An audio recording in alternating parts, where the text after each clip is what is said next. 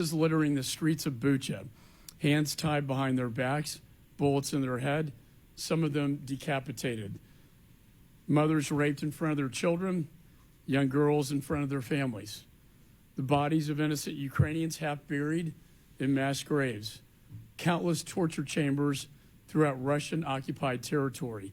Mobile crematoriums used to dispose of the evidence of their indiscriminate killings. The bombardment of apartments and public buildings providing refuge to children and the elderly, including a theater in Mariupol that had the word children written outside, so large in Russian you could see it from the satellites. Ahead of the one-year anniversary of the invasion, I led a congressional delegation to Ukraine, including Representative Issa and self, who sit on this committee. We met with the Prosecutor General Costin, who is before us here today. He personally escorted us to Bucha to see the site of the first mass grave discovered, and we met some of the first victims of Russian war crimes. It was a sobering experience and one that I will never forget. And as this war rages on, these war crimes have only continued. Following the liberation of Kherson, which was under Russian occupation for 8 months, more horrors have been discovered. Russian soldiers had taken old detention centers and converted them into torture chambers. Those subject to these torture chambers included journalists, civil servants, teachers, and random citizens. They were subjected to electric shock torture, ferocious beatings, suffocation, and waterboarding. They even discovered a children's cell specifically used to torture and abuse children. These were not the actions of some rogue soldiers, but rather a planned and financed operation of terror sanctioned at the highest levels of the Kremlin. The investigators who collected this evidence said this was, quote, a calculated plan to terrorize, subjugate, and eliminate Ukrainian resistance and destroy Ukrainian identity. This is the reality for every single innocent Ukrainian who remains trapped behind enemy lines and under Russian occupation. Recently, we've learned of Russian soldiers beheading Ukrainian POWs. Just this past Monday, a story broke outlining how Wagner commanders confessed to extensive war crimes, including the execution of 20 children, along with blowing up a pit of more than 50 wounded captives. They admitted they were given orders to, quote, shoot without words, end of quote, at anyone over the age of 15. Russian soldiers and Wagner Group mercenaries, in horrific detail I've heard, it's been reported, carry Viagra with them to forcibly rape women and children. I personally heard an account from a Ukrainian mother who saw her 5-year-old daughter gang raped to death by 10 Wagner mercenaries who then threw her dead body on the side of the road. This is happening right now. They're monsters, and they need to be brought to justice. One would think the horrors of such acts would have been discarded into the ash heap of history, as Ronald Reagan once said. But sadly, the depravity of Russia's invading forces knows no bounds. We have seen the mass deportation and relocation of Ukrainian children. Tens of thousands of children have been kidnapped, handed over to Russian families, and forced into pro-Russian re-education systems. These are more than war crimes. These are more than crimes against humanity. What we are witnessing in Ukraine is genocide. By definition, genocide is, quote, the intention to destroy a people in whole or in part, including by forcibly transferring children of the group to another group. Putin and Kremlin's senior officials have made clear that their intent is to systematically wipe out Ukraine's existence. The free world cannot sit idly by and allow this to happen. It is beyond time that this administration along with our allies, provide Ukraine with the weapons they need to win. We need to do more than just give Ukraine enough for survival. We urgently must give them longer-range systems, such as ATACMS, for victory. These are critical to not only destroy the Iranian drones in Crimea that have been devastating to Ukraine's civilian infrastructure, but also to enable Ukraine to push forward with its imminent counteroffensive to recapture its territory and liberate its own people from the daily threat of this Russian terror. History will judge this moment and ask what we did to stop this. No country can remain neutral in the face of such evil. Genocide must not be tolerated by the free world. And just as we held perpetrators of genocide to account in the Nuremberg trials following World War II, we must also hold Putin and his soldiers accountable for the Russian horrors inflicted on Ukraine. History will judge us by what we do here and now. With that, the chair now recognizes the ranking member. Thank you, Mr. Chairman. You can't be human and not feel the evil that has been done to our witnesses, to the Ukrainian people. You can't be human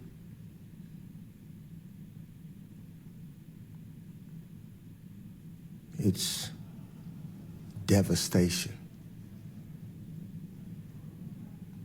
You can't be human and see, as I have seen, traveling to both Ukraine and Poland, the torture, the devastation, the destruction of families.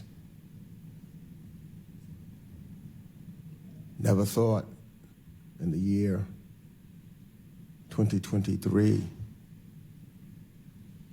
you would see such devastation again. The question is, how can any leader, any human being,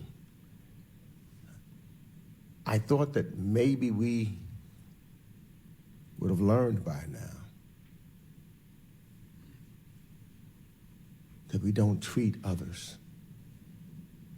in the manner of evil and destruction that we see. This,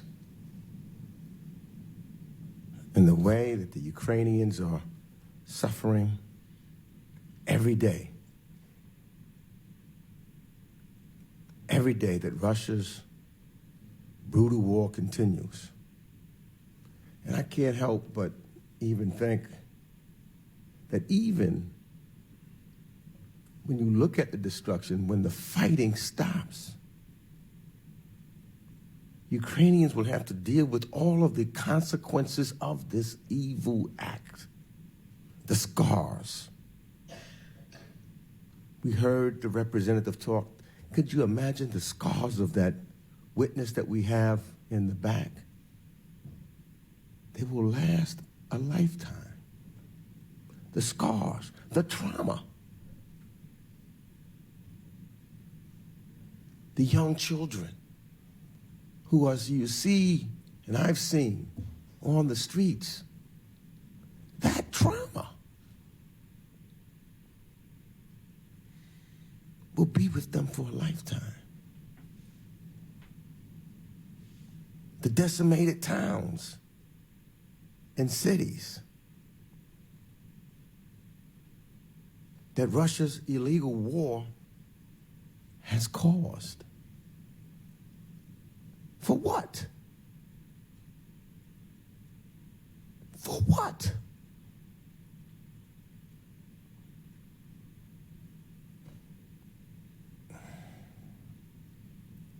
We've had the opportunity to hear the firsthand accounts of the two victims who have lived through Russia's war. Well, Nellie, you just say I'd like to thank both for their presence today, and I do.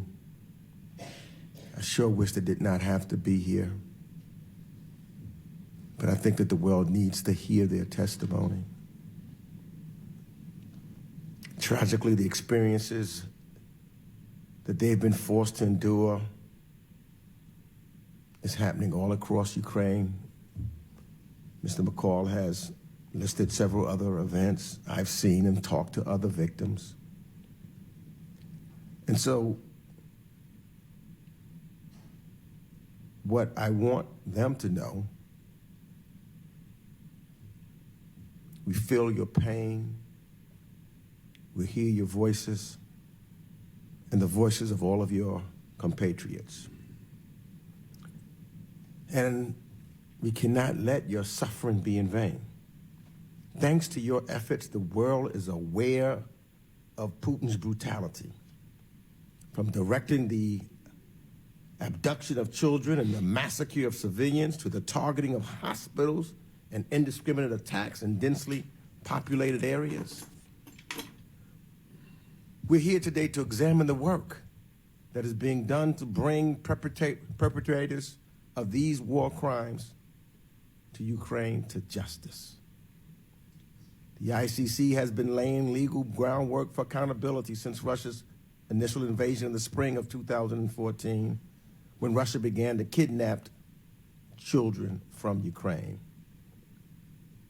And though this was at the time on a smaller scale, because it's important to know that this just started. It started in 2014 in Crimea. It has been going on for too long, which shows that we cannot just turn our head.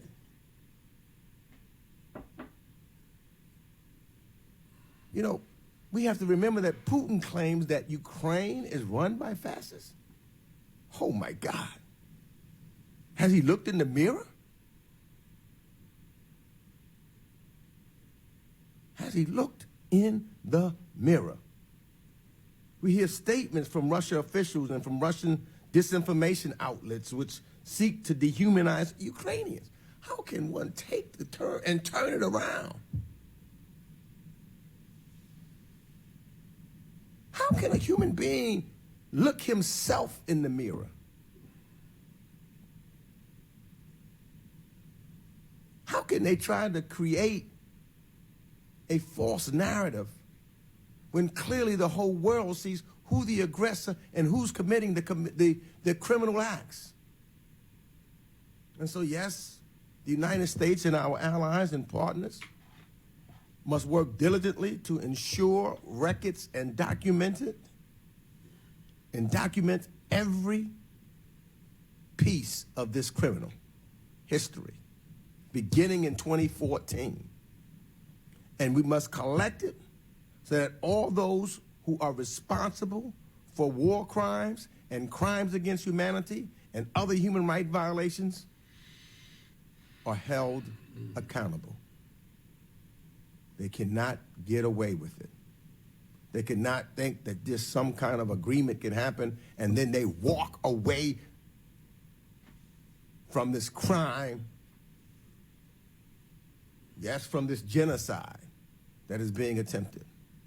They must be held accountable. And as the war grinds on, the wheels of justice have to move as well. And I stand in strong support of U.S. assistance in this space and for the establishment of a special hybrid tribunal to address the crime of aggression.